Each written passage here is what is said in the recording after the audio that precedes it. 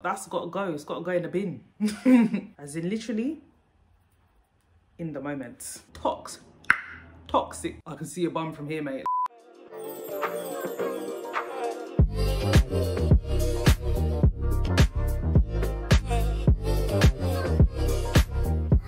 Alright.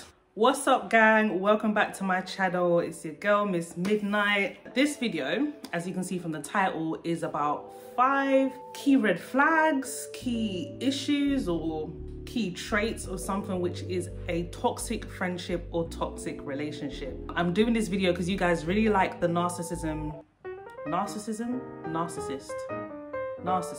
Yeah, you guys really like that video. I'm not gonna say it again before I say it wrong because you know how I am. You guys really like that video. You gave me a lot of feedback about how you want to hear more things, etc. via Instagram. So I was like, you know what, why not we talk about this today? Because there are some very serious traits and some very serious problems that are there for some people. So let's just get straight into it. Let me just say, it's not something that's across the board for all people. I think you get some very general things that maybe a lot of people can say that they've experienced, depending on the situation or the couple or the friendship. Like, it varies. So these are just some of the examples that I thought that were quite general, and also some from our own personal experience, and maybe you guys can relate, and we'll talk about it in the comment section below. Remember to like and subscribe to my channel. Like this video, subscribe to the channel, check out all my other videos, and let's get into the 5 top things. Right, so topic number 1, yeah? Constantly being made to feel guilty for situations, incidences that were not a direct individual cause or control of your own. Can I even think of an example of that right now? If you're in a relationship, yeah, I'll speak as a woman, innit? If you're in a relationship with a man, I don't know, you guys are out, maybe you're having a good time and stuff, you're hanging out with friends, whatever you're doing, you're out in an event. I don't know, maybe someone comes and says something to you like, oh, excuse me, miss, like, you look really pretty and stuff, like, where are you from? You're like, oh, well, thanks, but no thank you. Like, I don't want to have this conversation with you because I actually have a partner, or I have a boyfriend, whatever it is. When you know, express yourself, and like your partner sees that and they're mad at you because the dude walked up to you, what are you supposed to do about that? Like, that was a weak example, but I think you guys get what I'm saying. I'm sorry, I made these points, but I didn't have all the examples planned out in my head, and I don't have time to starting and stopping. I don't have time to keep stopping and starting to come up with like really serious examples, and I don't want to give you too much of my past either. So you get the point, guys. I think you guys know where I'm coming from, and you get it. You get the same thing with some friends as well. Like, something could be out of your control. Like, it's not something that you directly control or could have necessarily caused completely by yourself, but you do get people who, they will treat you as if it was, basically, and they will try and penalize you as if it was. That's not healthy. That is quite toxic, and it's something that you have to really think about and consider if you're in a relationship with a guy or a girl who does that, or if you have a friend and stuff, male friend, female friend, who does that. You don't need such things and stuff coming and stressing your life like that. Like, guys, as I've always said, I can't come and kill myself. Not for that. Point number 2, this kind of leads on actually into the same thing, but this thing of constantly being in a situation with your friend or your partner where you're feeling an urge or need to almost like to perform acts and things that are gonna like go above and beyond to try and please your partner or please your friend. It shouldn't be a performance-based relationship. It shouldn't be a performance-based friendship. You know, you get a thing that I've heard even some of my own friends and people say here and there of like, oh, well, it just depends on like the energy you put out and stuff. And the energy, listen, when I tell you, yeah, I cannot describe to you guys how much I hate when people start talking about vibes and energy. What's vibes and energy?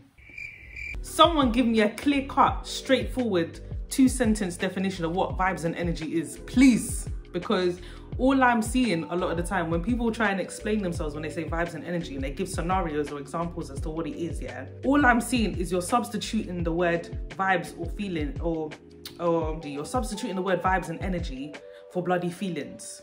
Feelings, that's all it is feelings and stuff. But guess what? Your feelings are wicked, yeah? Our feelings are wicked. All human beings, we're all wicked sometimes. Like, your feelings are wicked. So if you base everything on your feelings and you move with your feelings, I'm not gonna lie, like it's just gonna be toxic in the long run. Like, there's gonna be a bit of a mess there. I said what I said. I think this is just, it is what it is. Maybe you guys can agree, maybe you can't, I don't know.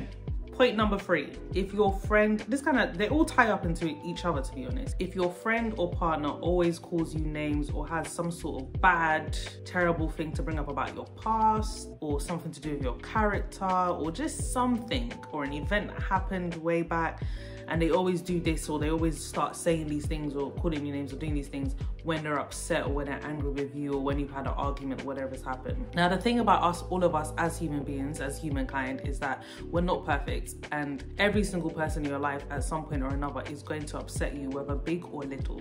We can't obviously live in a lifestyle of every time somebody does something, you just bring it up and you just throw it in their face. Like, for those of you that are Christians or of another religious background, I think you can understand as well, like, almost feels like it ties into like a spiritual warfare of, like, you think, oh, God sends people around you that does amazing things that help to boost you, and the devil sends his agents as well to be around you to make sure that he puts you down. It can tie into that, where you've got people that you feel you trust and you love and stuff, your partner, your friend, your best friend, whoever, and they're saying certain things about you, or they put you down, and then you get into this space and stuff where you lose your confidence, or you start to feel like, yeah, like, I'm no better than this or that, and so what they're saying. And you shouldn't ever be in a relationship that does that to you. If it's things where they're just bringing up stuff from the past and things, and whether it's they're not over it or they just use it against you, that's not normal and that's not healthy, dudes. That's gotta go, it's gotta go in the bin. That is a serious red flag. Keep that in mind, man.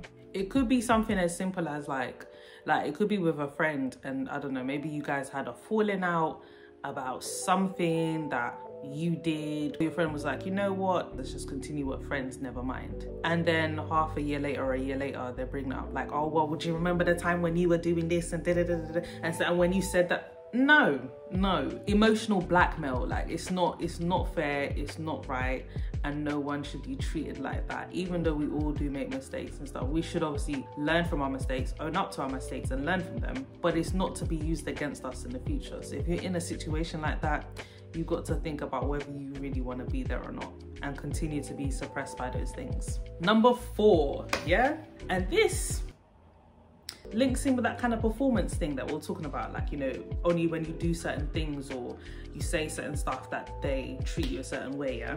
If you have a friendship or love that is conditional based on how they feel about you, on what you say and do in the moment,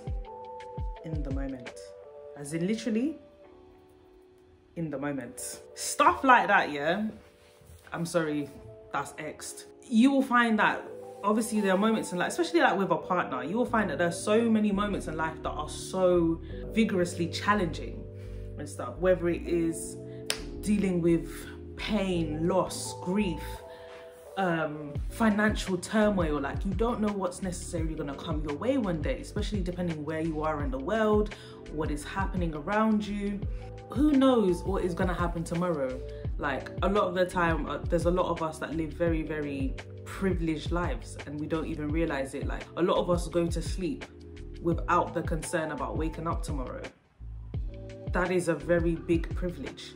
We can forget that there's a lot that goes on in life and a lot that we don't know that will happen one day. Like, who knows? And you don't want to be in a space where anybody, or trying to do this life with someone who every time something, they don't feel great about something, or they're a little bit upset with you, or just the smallest things, they switch how they act towards you. Suddenly, oh, they're not sweet or kind anymore. Suddenly they're very cold, they're not nice to you, or they treat you funny, or they speak to you inappropriately, or mistreat you verbally or physically. Like, those things are not normal. It's not okay. It's toxic. Toxic. Honestly, guys, on a serious note though, it's not healthy. Even in a friendship, you might get friends that are in and out of your life depending on how they feel about something that you do or something that you don't do. And that's something that you don't need to stress yourself with. I'm sorry, it's just not normal. It's not normal. And number 5, yeah?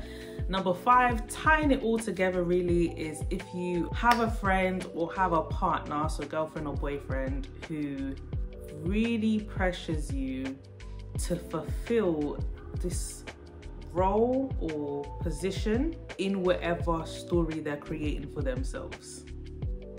Let me expand on that. Basically, if you have a girlfriend or a boyfriend, your partner's constantly trying to put you in this box to make you, they're trying to make you fit into this puzzle that they've designed for themselves. So you need to see and know that that is a toxic sign, because that in itself is, they're not trying to be with you for you. They think you will be a good piece to mold to fit according to their design, their own plans, their own story. That's not a relationship. Believe me, I've seen it firsthand. I've experienced it for a short term by myself. It's not the one, guys. It's not the one. It took me a moment to see it, and whoo, when I got out, whoo, praise God. But it's not healthy. That's the main point at the end of the day. It's not healthy, it's not normal, and you shouldn't deal with stuff like that. It ties into what I was saying before with the whole narcissism and other things. You don't want to be in a space with someone who just starts to try and manipulate you and make you a certain way, or why can't you do it? You know, it starts off with little things like, why can't you do this and stuff. And it's like, have you not seen how so and so does this? Like, it's amazing, it looks good. All these people are doing that, like it looks good, or it's a good look. Why can't you dress like this? And stuff like, everybody, this is in fashion right now. Now, let's not get it twisted or get it confused. Obviously, there are some things that maybe your partner or your friend might say to you, depending on how you guys feel or what relationship you have. It may come off a little bit like, oh, what do they mean by that? But they might actually just mean well for you. In a lot of cases though, if someone is telling you wear this and do that, it's not healthy, actually. There's a difference between saying, for example, as a woman, if I was with a man and he's saying, are you sure you want to wear that and stuff, like, it's a little bit revealing to, I don't want you to wear that, you need to wear this. It sounds very similar, but they're actually two different things to the two conversations. One might be a bit more concerned to say, okay, well, actually it is quite revealing, or actually, or something, I don't know, I can see a bum from here, mate. Like, that's not good. That's not good for you, and it's gonna hinder, you know, what people think of you and your character or something. And maybe your friend might say something like that too to you, which is a thing out of concern. Someone telling you, I don't want you to wear that, you're gonna wear this. That's a thing out of control. And it's really seeing it and understanding the difference. And so some of these like little toxic, well, we say little, but some of these toxic things and stuff are very important for you to pick up, especially very early on into a relationship. And with friendships, it's very key that you see it and stuff, so you think about who you want to have really close to and who you don't, or who you don't want to have in your life at all. Anyway guys, I really wrapped up really fast, and I babbled a little bit. Is it babbled? Babbled? Blabbled? Babbled. It's babbled, right? It's babbled? Whatever, I blabbed.